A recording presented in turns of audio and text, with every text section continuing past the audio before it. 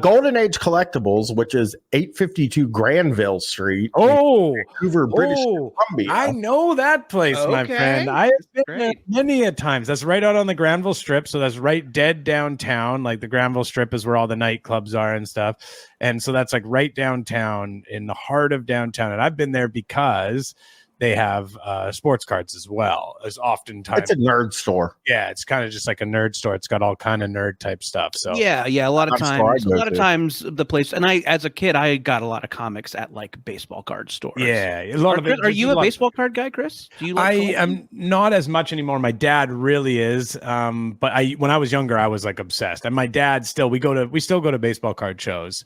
I go with Stefan actually from Blocked Party and Go Off Kings.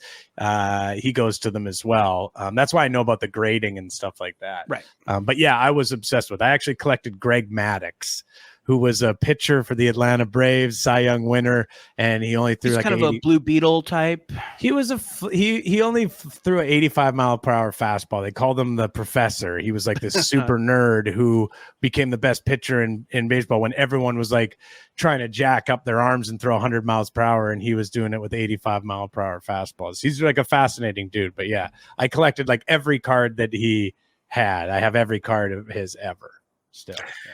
Vaz Vegas gives 1 star to this place. He goes, never going back there. I was browsing new releases recently and reached for a book only to have it taken out of my hands by one of the owners and told it's not for sale. It made me feel like a criminal.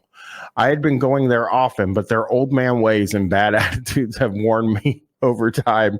Worn on me over time, and that was the last straw. They're always sold out of stuff I want anyway.